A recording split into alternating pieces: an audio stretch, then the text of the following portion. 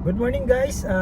Sa video na to, samahan nyo ako para malaman nyo ang pang-araw-araw na buhay ng isang grab car driver. Pero bago yan, sa mga hindi pa nakasubscribe, please subscribe at i-click nyo po yung notification bell dyan sa YouTube channel natin para updated kayo sa mga video na ina-update natin araw-araw. Nga pala guys, ako si Battered Husband, ang inyong grab car driver. Ngayong araw nga na to, magbi-video tayo kung ano nga ba yung mga ginagawa natin sa pang-araw-araw na buhay at kung saan-saan nga ba na tayo nakakarating sa pagbibiyahe natin sa pagiging grab car driver. Syempre sa umaga kailangan muna natin mag-almusal kasi yan lang yung pambala natin, at least kahit mamaya kung madaming pasahero, meron tayong bala para tumagal tayo sa biyahe. Syempre nagkape lang muna tayo at tinapay sa umaga. At nga pala, time check is 10 o'clock na ng umaga. So medyo late ako nakaalis ngayon. Ngayon ay araw ng Sabado, September 30. Kasi nga pag sa umaga nagpe-prepare pa tayo ng mga pagkain, pupunta pa tayo ng palengke at nag-aalaga pa tayo ng anak natin. Kaya late na tayo pag Saturday talaga nakakaalis. So syempre, bago mag-start, pinapainit muna natin yung makina ng sasakyan. Tapos kunting linis, kailangan natin linisan kasi ulan ng ulan. Tapos syempre kailangan natin mag-vacuum dito sa loob. Hindi tayo kasi makapagpa-car wash ngayon kasi ulan ng ulan, sayang lang yung pagpa-car wash natin. Maganda lang, nakabili tayo ng portable vacuum ito. 200 pesos lang sa Shopee. Abangan nyo yung review nito, i-review natin to. So maganda naman siya. So yun nga, kailangan natin muna mag-vacuum sa loob ng sasakyan kasi sa mga passenger natin, importante dapat laging komportable sila, malinis yung loob ng sasakyan natin. At syempre kailangan malamig para pagsakay nila, ma-feel naman nila yung comfort habang sila nasa loob ng ating sasakyan. So ngayon, after natin maglinis, magpagpag ng mga alikabok sa loob ng sasakyan natin, so saka pa lang tayo mag-i-start, open pa lang natin yung app natin. Nga pala, andito ako ngayon, mag-i-start pa lang, bubuksan ko pa lang yung app natin. So samahan nyo ako sa biyahe ko ngayong araw na to. Tara! At yun na nga guys, after 5 minutes simula nung nagbukas tayo ng app natin, pinasukan naman tayo agad ng booking dito lang malapit sa atin.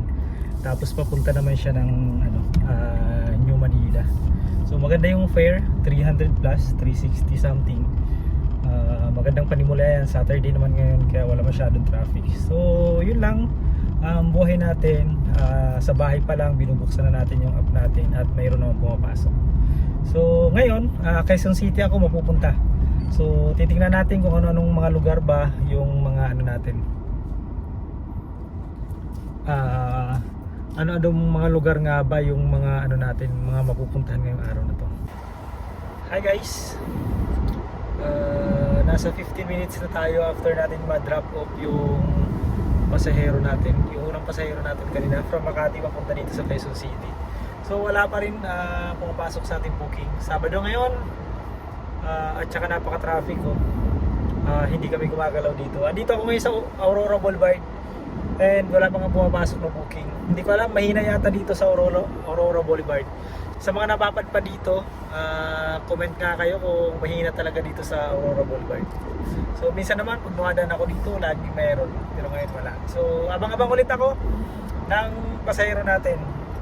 Naka-isang booking pa lang tayo. So, kaya natin umabot ng 3,000 ngayon? Let's find out! So guys, pinasukan na nga tayo ng pangalawang booking. 1 kilometer away dito sa pwesto ko. Nandito ako nga sa stoplight, Aurora Boulevard pa rin. Medyo mura lang yung yung fare, pero okay na yan kaysa wala. Tara, puntahan muna natin. Time check guys is 1 o'clock na ng hapon. Bali kakatapos ko lang kumain. Dito ako kumain sa may Tropical Hut. So nagutom na nga tayo, kaya kumain nga tayo. At kakatapos ko lang, kumakain pa tayo ng dessert.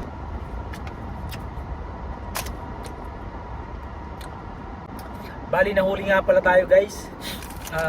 Natikitan tayo ng MDA kasi nga bawal magbaba. Doon din natin napansin yung sign. bawal pala magbaba So nagbaba nga tayo ng pasahero, tapos nakita tayo ng MDA dun sa dulo. Pinara tayo. Ayun, ticket tayo ito. Mayroon tayong ticket. Bali, mabait naman yung si sir. Binabaan niya na lang yung yung violation natin. And ito nga, kailangan natin bayaran dun sa sa GCash. Bayad center na pwede rin bayaran. So yun lang, mali naman kasi talaga natin. Hindi natin napansin yung no loading at saka unloading pala dun sa area na yun. At paglagpas nga natin, hinuli tayo ng MMDA. So mabait naman sila, in-explain naman nila yung yung violation. Hindi na rin tayo nakipagtalo kasi mali nga naman natin. So yun lang, biyahe ulit ako guys. Sana makabawi doon sa pang tubos. Hindi na pang tubos.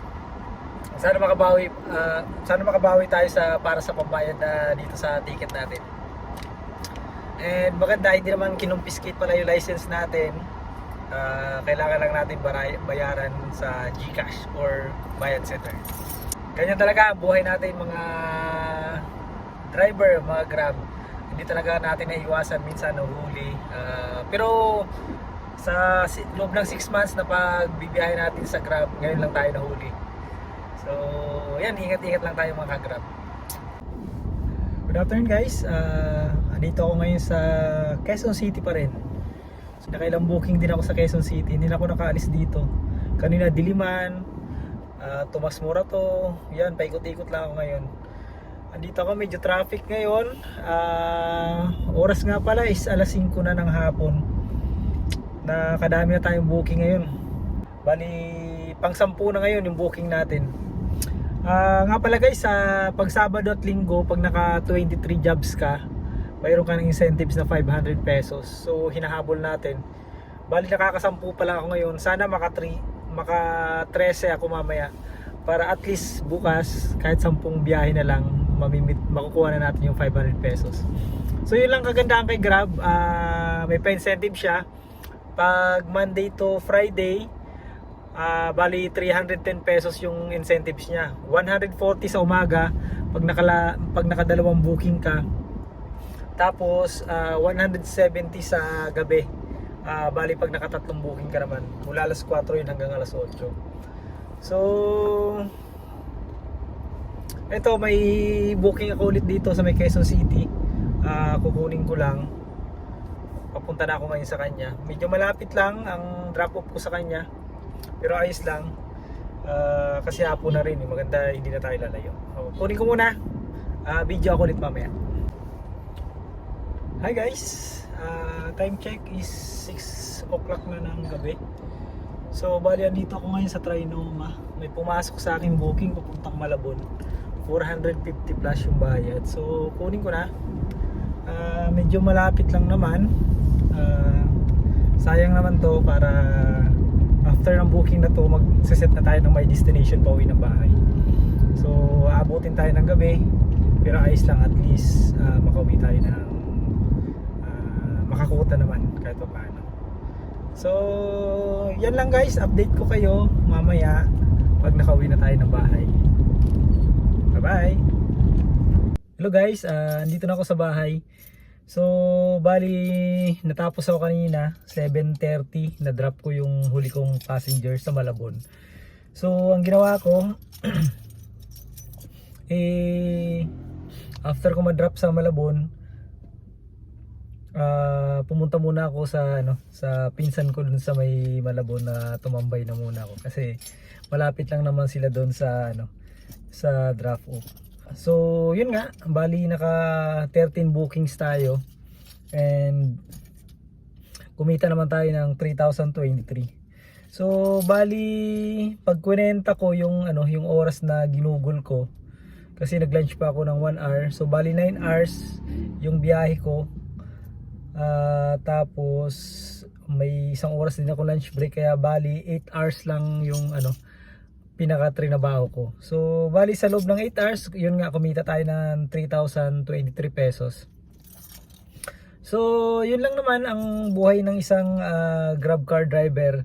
So parang nag-uopisina din tayo. Yung maganda lang dito, hawak mo yung oras mo, kung anong oras ka bibiyahe at anong oras ka uuwi at kung ilang oras ka gusto mong bumiyahe.